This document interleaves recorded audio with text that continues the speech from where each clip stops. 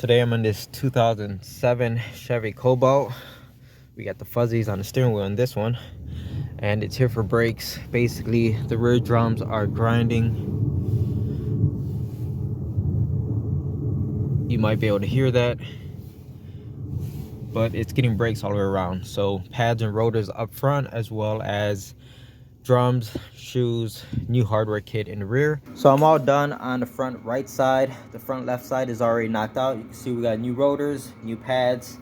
And when I initially test drove this car, not only did the rear drums grind, but the car didn't want to stop that well. I noticed that I had to push the pedal really hard just to get this car to slow down. So I brought it up to the owner because she was in the car with me, and she was like, really, it seems to stop normal. To me, the thing is she's gotten used to it, but I could tell immediately this car isn't stopping like it should. What was causing that is the front brake pads were actually locked in place. It's due to rust jacking, so the pads didn't want to move. Once I got the bracket off of the car, I had to hammer the pads out of it. So of course I took the caliper bracket itself, took it over to the sandblaster, and cleaned all that rust off of there. And once you put the new hardware in, the new pads just slid in like butter, and everything moves freely just as it should. And the front end's all knocked out. So let me go ahead and get started on the rear drums, and this thing will be all set. This thing is going to stop way better than what the owner's used to. It's going to be a night and day difference. You guys are not going to believe this. So I got the front brakes done right, got the car back on the ground, and I started up the car to push the brake pedal, not only to get fluid into the front calipers, but I also want to move the car up just a little bit so I have more space to work on the rear drums. As I was pushing the brake pedal, everything felt normal, everything felt good. Then all of a sudden I heard a small noise and the pedal sunk all the way to the floor. So I was like, what the hell? I come back here to the wheel that the rear drums are grinding, and sure enough, guys, the wheel cylinder just gave out as it was here in the garage while I'm working on it to get the brakes done. Isn't that crazy? And I wasn't applying hard force or anything. I was just pumping the pedal like normal just to get fluid into the calipers up front, and the pedal just sank all the way to the ground. This woman, had she not brought her car tonight while she was driving this thing, either tonight or tomorrow morning, she was about to lose her brakes. Yeah, because now I can't even move it forward because it has no pedal at all. If I put this thing in drive, I'm just going to run right into my toolbox. This is absolutely crazy. I already talked to the owner about this, and she's like, okay, let me know what needs to be fixed, and we'll go ahead and get the part. So I'm about to tear into it. I know what it is. It's a wheel cylinder. But, you know, I told the owner I'll let her know, so let me take it apart first. But this is absolutely crazy. So I got it all taken apart, and it wasn't the shoes that were actually grinding on this thing and causing a noise. It was the fact that the spring broke and got wedged inside of here. And that's what was grinding inside of here. Even though the shoes are wasted, they're very thin, the main thing was this spring right here. Anyway, as you can see, the wheel cylinder did blow out. So I show everything to the owner, you know, and then I start going over prices with her, because obviously this is more work now and more material. Now I got to use up my brake fluid to properly bleed out the system and blah, blah, blah, right? More work for me means more labor prices. So I give her a price of what labor would be, and it's pretty fair, you know, seeing that the car is here and I'm already working on it. So it's a relatively low price. And, you know, the fact that it failed while it's here, I took all of that into account. I told her I could do it for this much. And like a lot of people I work for, oh, can you do it for less? It really kills my motivation to want to fix your damn car when I'm already giving you a low price and you still want it for lower. It just drives me crazy. It's not my fault that you kept driving like this to the point where all of this goes wrong and the wheel cylinder goes out. It's clearly not my fault. There's nothing wrong with getting in the car and just pushing the brake pedal to get fluid to go to the front calipers. I was not pushing the pedal hard. You get what I'm saying? This is not my fault on why this wheel cylinder failed like this at this moment. It was going to fail while the owner was driving, regardless. On top of that, they say, oh, we can't bring it apart until tomorrow. So wait, so you want me to do it for less, and you can't bring me the part, so now I have to go out and get the part. Of course, I would show them the receipt and try to get reimbursed for that part. The problem is, when I call the customer and tell them, hey, this is what's going on, I expect them to say, you know what, thank you for, you know, fixing it and giving me a discounted price on labor and blah, blah, blah. No, it's never good enough for people, and it drives me crazy. So I ran out to the store, and we did not get in the zone this time because the zone did not have the part. So we went to Advanced Auto Parts, and they had 2 of them in stock. So here it goes. Let's go ahead and change out this part. Issue like this, I want to know what's your opinion, guys. Go ahead, leave a comment below. Do you think this is a repair that I should not charge any extra labor for because it happened here? And the woman even asked me, well, is it because you pushed the brake pedal too hard? No, it wasn't. I was pushing the pedal very soft, actually, just enough to get fluid into the front calipers. Even if I were pushing that brake pedal too hard, what does it matter? It's a brake system. People could freaking put all their weight on a brake pedal, and this isn't supposed to blow out like this. So this was an issue. It was going to happen. Do you think I'm right for charging extra labor for this repair? The new wheel cylinder in place. Everything back here is completely torqued down. I got the bleed valve cracked open just to start a gravity bleed. Nothing major. Once we get all the new components and everything installed, then we'll do the real bleed. But in the meantime, I popped open the hood so I could top off the brake fluid. Here is what I did. And while I had the hood open, I noticed this. Look at that. Isn't that crazy? Now, when this car first came to me for an inspection, I told them that not only does it need front pads and rotors up front and rear drums and shoes and all that stuff in the rear, I told them it also needs front struts, front stabilizer links, rear shocks, because all of it's blown out. But I never bothered to open the hood, so I didn't really notice any of this stuff the first time I was looking at this car. But isn't that crazy? So when I gave them, the options of what needs to get done on the car, the owner was like, well, I really want to do all the suspension first. And I told her, well, based off of how your rear drums are grinding, I highly recommend doing the brakes first, because the wheel cylinder could give out at any moment. I told her this like a week ago. So I highly recommend starting with the brakes as opposed to with the suspension. So the suspension could wait. The brakes are more important. And look where we're at now, right? The irony. Anyway, I just thought I'd point this thing out, that I did tell them it needs suspension. And this is just blowing my mind how bad that is. This thing drives like a bag of bricks going on the road as far as the noise that it makes, because all the suspension on it is blown out. So I got all the new parts installed. As you can see, everything looks pretty good. Got our brand new drum right here. So let's go ahead and get this assembled. I already got brake fluid coming out of the bleed valve here. I went ahead and closed that off. And once I get the drum in place and the shoes are adjusted, I'll continue to bleed the system. Got the new drum installed. The shoes have been adjusted. As you can see, I got my vacuum connected to the bleeder valve, and I actually already went ahead and bled it. The pedal feels absolutely great now, so that's really good. But that's only 3 out of 4 things. So we got the front brakes done. We got everything done on this wheel. We still have to do the drum on the other side, but the pedal feels great already. So I'm really happy with that we got this whole mess resolved.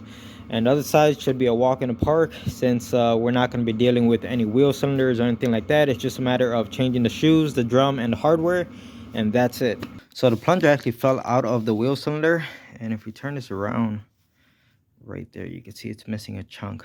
There was no fixing this.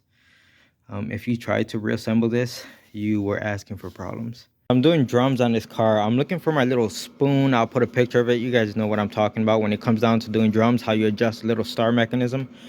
Yeah, it's not in here. It should be in this drawer right here, but it isn't. And the thing is, if it's not here, only God knows where that thing is at, because it's been a while since I've done any drum brakes. So that means if it's missing, it's been missing for a while. Good luck trying to find that thing, and it sucks. Yeah, so that's 2 tools that I'm missing. Now I'm missing my spoon for drum brakes and my snap-on prying tool. Guys, I'm just losing my mind here. That's 2 tools so far. It's driving me crazy. I hate when I lose tools. It's money. You get what I'm saying? Granted, that little prying spoon thing for drums, it's inexpensive, but that's not the point. I'm sure if I cleaned up my mess of a garage, I would find it somewhere, hopefully, but who knows? Like I said, I haven't seen that thing in a while because I haven't needed it for a while. So it's a few days later, but I'm going to go ahead and squeeze this right here in the video. So this is what I was talking about. It's called a brake spoon. I guess I was close enough on what it's called. Now, the one I lost somewhere here in the garage, which I'm sure it'll turn up somewhere, had a way different profile from this. This one seems way beefier. The one from AutoZone, OEM Tools. But you know what? I'll take it. It's a different profile, and I'm sure I'll find my old one around here somewhere. And when it comes down to these things, there's nothing wrong with having 2 different types or 3 different types that have different profiles. So this one, once I find my old one, I'll show you guys. And yeah, so pick one up just in case. It was like $7, so it's pretty inexpensive. That's the only reason why I picked it up. I mean, if this was like a $50 tool, you bet I'd be looking for my old one. On the rear right side, look how thin the brake shoes are.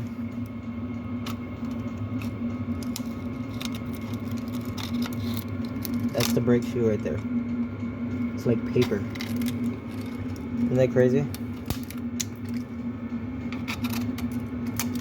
And that's it. Rear right side is all put together. It's all done. We got our brand new drum right here. So let me go ahead, adjust the shoes. We'll put the new drum on it and this thing be all set. Guys, I'm done for tonight. It's like almost 11 p.m. Yes, things aren't going as smooth as the YouTube video makes it out to be. So you can tell I ran into some trouble, especially on the other side. This side went much quicker. At any rate, let's go ahead and get this knocked out. I just want to get all this stuff together, and then tomorrow I'll do the fine-tuning, take it out for a test drive. If I need to adjust the shoes a little bit more, I'll do that. But for tonight, I just want to get all the parts on the car. So I'm all done. You can see we got a new drum on the rear right side. So that's it, guys. The brakes all the way around on this car are set. So it's the next day and we're ready to take this cobalt out for a test drive. The lug nuts are torqued down, everything's good to go. But before we do that, let's go ahead and put a mark on the whiteboard, because this is another car with grinding brakes. So I'm in this cobalt, and the front end, like the struts and the stabilizer links, are just banging around, making all kinds of noise. But the good news is the brakes feel great, the car stops good. I'm happy with it. So I'm gonna go ahead and park this turd, and the owner can come pick it up. Here I've got a 2000 Chevy Tahoe, and it's here for a alternator. The owner put a new alternator on it about a month ago. His battery light came on, so he put an alternator on it. He said it's been good for about a month, but as of like 2 days ago, the battery light came back on again. He took it to a auto parts store. They checked everything and they said the alternator is working fine. His battery just needs a charge, which, well, I told him what's going on with it. And he said, well, the battery light has come on and the voltage dropped down to like 11. I told him that's most likely a alternator issue. He's like, what? But it's brand new. I told him that doesn't mean anything. All these parts are remanufactured from these auto parts stores, and I've seen them fail in less than a month. Okay, so that doesn't mean anything, the fact that it's new. I told him, you know what, warranty it out, get us a different one, we'll put it on, and this time we'll cross our fingers that the second one is going to last much longer. I don't know who put the first one on, doesn't really matter. The point is the part's under warranty, so they should exchange it, and they said they would. So let's go ahead and get this thing out of here. But there's something I'm noticing. Look at that belt. See that? I don't know, it just doesn't look right to me. Looks, you see the lip on the right side? What is going on here? And that AC compressor looks like it's relatively new. Now this thing is very loud, so I'm gonna go ahead and start up this engine right now and listen to how loud this sounds. Obviously something is not right here. Something's making noise. I don't know if it's a tensioner, an idler pulley, or if it's the actual alternator. Something's wrong. So first of all, the truck barely wants to start because the battery is being drained and it doesn't have much juice left. The battery light is on right now, but listen to this.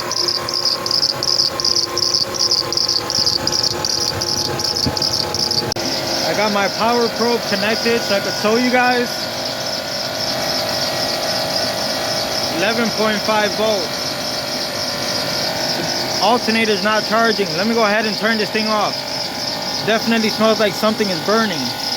Unfortunately, I don't have enough working space. I got the truck pulled back as far as I could possibly push it so it doesn't hit the garage door when I close it right now. And this is all my working space. That's all I have, guys. So it sucks, but what are you gonna do, right? I want to get this belt off and see if there's any pulley that seized up or what's causing this. I do believe there's something that might not be spinning as freely as it should. Who knows, it might just be alternator. I think it's just a crappy remanufactured alternator. Again, here goes more problems of big truck, small garage.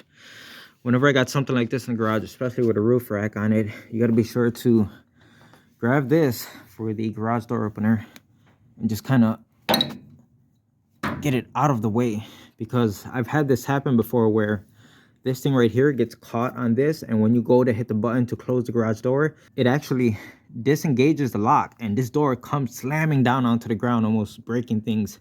So you gotta be aware of this type of stuff. So I'm pretty sure I found the source of our noise and why the belt is off track here. So I got my ratchet on the tensioner down there. All I'm going to do is relieve the tension off of the belt.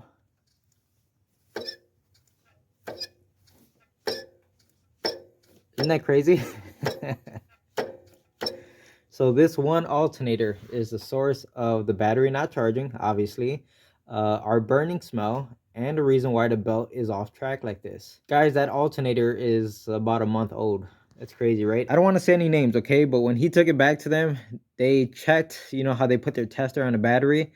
They said the alternator's charging fine. It's just that his battery just needs a charge. Are you kidding me? So what I'm finding interesting is this lower pulley right here. It's made out of plastic, but like all the ribs on it almost just completely melted away. So what's going on here? I know these aftermarket or these remanufactured parts are crap, but you know, this is a bit excessive. I don't think I've ever seen one fail like this and in such like short notice. I did notice that when I was removing the belt, there wasn't much play left on the tensioner. This tensioner has a lot of play. Basically, you know, like it swings from here to there, you know, like a full 90-degree, right? It has a lot of give to it. But in the position that it was sitting with the belt on it, it was pretty much almost maxed out, almost as if the belt is too short. And if the belt's too short, yeah, it would put a lot of extra tension on all of its components. It would be way too tight. And it makes me wonder if that's what's taking out this alternator. I tried calling the owner, but he didn't answer. I want to ask him if when they put a new alternator on it, if they change the belt as well. And then, which it does look relatively new if you ask me. And then the next step is there different options for belts on this vehicle? I don't know, but we're going to find out. So I disconnected the negative post for the battery, and I'm removing the nut right here that holds the positive wire into the alternator, and then it arcs once my ratchet touches this metal brace. And I'm like, how's that possible? The battery's disconnected. Well, if you look over here, looks like this guy has sounds in his car. Okay, so this cable goes, connects to this thing right here, which I disconnected, and I got to wrap that up to make sure it doesn't touch anything. And then he also had a wire coming from this stud over to the alternator. So even though this main battery is disconnected, he has a separate power source somewhere inside the vehicle. So here goes our brand new unit. Sounds quiet. There's like no play in the shaft. And then here goes our old one. Doesn't even want to spin freely. Here's a little tip or trick, whatever you want to call it. Basically, whenever you go to install a new alternator, you're gonna have to push out these small bushings just a hair so that the new alternator can slide in. You can see we have one right there, and there is another one right there. And what I like to use is my brake caliper tool. If you have a tool of this type, you basically put it in here and you ratchet it slowly. I can't emphasize that, slowly, because it is possible to break these ears off. And if you break this casting, oh, you're in for a nightmare. Okay, so this one I already popped it free and I moved the bushing just a hair. Let's see if I could go ahead and get this one set up. It's kind of difficult at one hand, but we'll see if we can do it. You can see the tool wants to move. This is why you kind of need two hands to do it. There it goes. There it goes again. So that right there is good enough. If you could probably tell right there, that bushing has moved out just a hair. Because I know someone's going to leave that comment. Yes, the safest method is to just use a bolt like this and a large, maybe like a socket on the other side, so that clears the bushing. And as you tighten down the bolt, it's going to push out that bushing. I hope that makes sense. There's a ton of videos on YouTube about how to do this. And if you leave that comment saying, why don't you just do it like this, it's easier and safer, you are absolutely correct. This is the safer way to do it, guys. I'm just showing you another way you could do it with a brake caliper tool. But this is the way you should do it right here, using a bolt, because you have significantly less chances of damaging this bracket right here. So I got the new alternator in place. The power is connected to it, but I don't have the belt installed just yet. On AutoZone's website, you know, they do have different lengths of belts depending on whether your car has AC or it doesn't, which this one does. And then I think the length even changes. I'm not 100% sure, but basically there's different alternator options as far as how many amps they put out. So I came looking at this one and I can't find any information as to how many amps this alternator puts out. So then I start looking around. I'm like, what are the chances that he has the old parts with him, right? So I look inside of here, and then I see something that looks like a serpentine belt. So I'm like, no way. You gotta be kidding me. The old belt sitting right here. I would have thought that he would have thrown it out. And so this is amazing that the belt's here. What we can do is take this one off of the engine, and let's go ahead and compare them in sizes. So I got the belt off of the car, and just a quick and dirty setup right here. I got both of them on the mirror, pulling them lightly, and you can see they are just about the same length. So I went on AutoZone's website and I looked up a Duralast part with AC and without AC. So without AC, the belt length is 88.06. With AC, you can see the belt is a little bit longer at 97.41.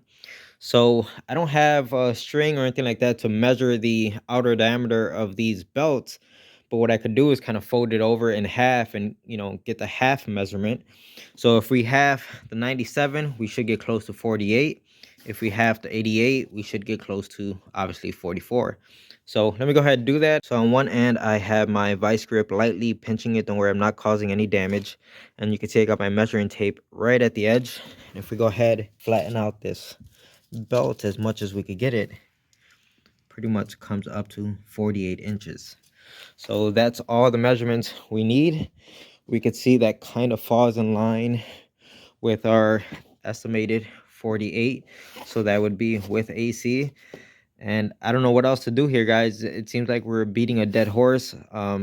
It seems like it has the correct belt on it. So it's really just a case of this piece of crap refurbished alternator just failed that fast.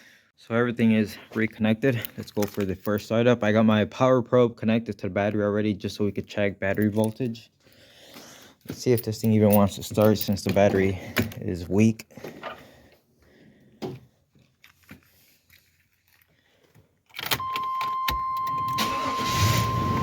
Started right up and sounds way different. Nowhere near as loud as it used to be. Let's lower this window just so we don't get locked out of the car.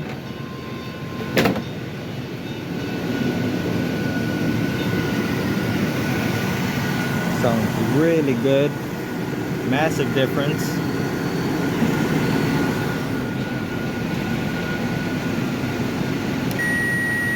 There we go, guys. 14.5 volts. The alternator is seeing that the battery is weak, so it's trying to charge it right now. It's looking really good. So that's it. I'm gonna go ahead and wrap this up, turn this thing off because I don't want to die inside the garage from the smell. But that'll be it. I'll call the owner. He can come pick it up. And one more thing to point out is the car's been running maybe like 30-40 seconds, and you can see the belt is staying on track. What was kicking the belt off track was the bad alternator. It was sitting at an angle because the bearings are destroyed inside of it, so it was kind of pushing the belt off of where it belongs, and that's all fixed now, so it's not gonna destroy the new belt. Got a 2006 Jeep Liberty here, and apparently it needs a rear speed sensor or ABS sensor. You can see we got a Mopar part. Here's a code: right rear wheel speed sensor circuit. So hopefully this part is correct and it's not a wiring issue. So I got this rear wheel off of the car. I got to put my jack stand under here first before I start working, but the sensor is right back here, and hopefully it comes out without a fight. Now hopefully there is no wiring issue, and I'm pretty sure I told the owner it needs a sensor, but I can't remember why or what reason. If you're wondering how don't you remember, well, the thing is I looked at this car months ago, months ago, okay? So he's finally bringing it back to get this thing fixed, and I'm just gonna have to cross my fingers and hope that me telling him it was sensor a while ago was the right call. I have no idea. At this point, I'm just being a parts changer because he said, oh, you told me it needs a sensor, and I don't remember any of this. Let's see what happens. So the sensor actually came out pretty easy, just a few wiggles and it popped right out. And we could see all the crap that's just stuck onto the sensor, all the debris.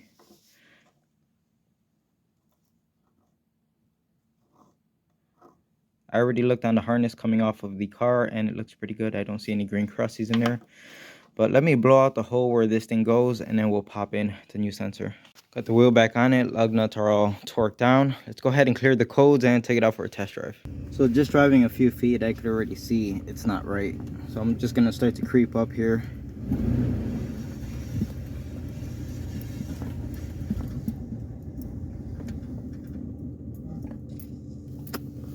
So absolutely nothing. I don't believe it has anything to do with anything inside of here or the sensor itself. There is a wiring issue. Just as I feared, you know, when I was talking about before we even put the sensor in, it could be a wiring issue, and it looks like that's what it's going to be. I have no idea why I told the guy it was a sensor. Who knows? Maybe I told him, hey, the parts dirt cheap. If you want to try shooting the parts cannon at it, we can, and he probably agreed to it. I don't know. But clearly, it's not a sensor, and I don't think it's anything inside of here. I think it's a wiring issue. So this didn't take long. So basically, just start following the wire. Look for points of contact. You know, everything looks pretty good going alongside down here. All of that's where it belongs. You can see it's kind of zip tied to that line right there, but it doesn't look like it's rubbed through. And then if we come up a little bit further, right here, it's zip tied once again. And this is where I noticed a issue. So I saw some electrical tape around this retainer clip right here, and it looked very thin and like flimsy.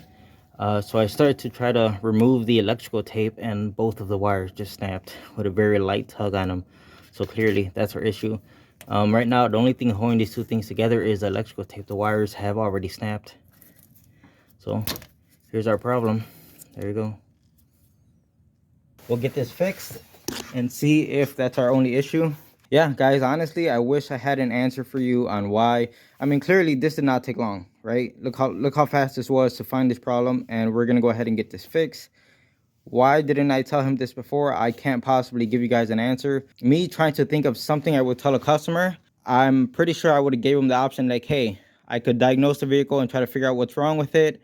There's a fee involved with that, or we could just take a chance and throw the sensor. And guys, the sensor was pretty cheap. I want to say maybe like $40, so it's not that expensive, and it's an original Mopar part. I can imagine if you went to a store and got like a cheap knockoff, it might be even less money. So that's where the owner probably said, and guys, I'm just guessing, I'm just assuming here, you know, he probably figured, you know what, let's just take a chance on this sensor. And that's why we went down this route instead of, you know, him wanting to pay a fee for me to diagnose the problem. So here was the end of the wire going to the sensor. As you can see, I took off all the electrical tape. There was the two wires to the sensor. This is the harness going to the car, and you can tell someone's already been in here. So this section right here has already been repaired. I don't know when, but I'm sure it's lasted a while, and it finally failed again in the same spot. So I've reconnected the two wires just temporarily so we could go ahead and test the sensor and make sure it's going to respond and give us a signal. I got the wheel back on the car's on the ground, and I figured let's go ahead and move the car back and forth a little bit just to make sure the wires are right before we commit to putting them together permanently. Because I don't know if there's some sort of a polarity, like maybe power has to be on one side or not. I don't know what type of sensor this is. Let's make sure it's right before we commit to putting the wires together, because I did notice that if I put the wires together one way and I cleared the code would come back immediately. Like, it doesn't matter. Basically, the code doesn't want to delete. But if I switch the two wires around, it allows me to clear the code and the code doesn't come back. So that's the way I have it set up right now. And I got the car in drive. Let's start creeping forward and see what we see. There we have it, guys. That's gonna be a fix. Looking really good. So let me go ahead and repair these wires, and that'll be it for this one. And there we have it. Everything's all set. Now I ended up using non-insulated crimps, and once I crimped the wires together, I used CRC to protect all of the wires, and then after that I put heat shrink over my connections. I put them inside the wire loom, and then I wrapped the wire loom in electrical tape, as you can see.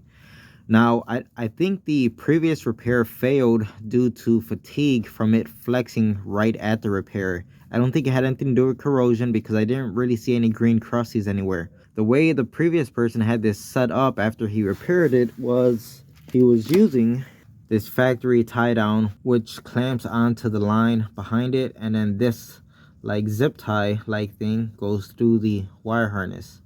and that's where it kept flexing, and that's where it ended up failing, right inside of here. You can see it was only connected at one point, and it gives it plenty of opportunity for it to flex at that one point and eventually break, and that's what happened here. So I thought the better option was to get rid of that piece and instead secure it in 3 different locations. So I got 1, 2, and 3 zip ties, and my connections are pretty much right here in the center, so they are no longer going to flex. They are nice and sturdy. This end has more than enough slack, so don't worry about this, and this end going over here has more than enough slack.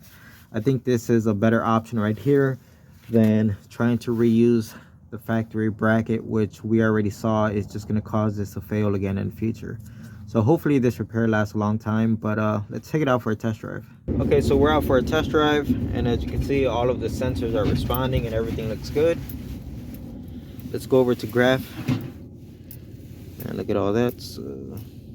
And that, no dropouts, everything looks like it's matching up. Really good.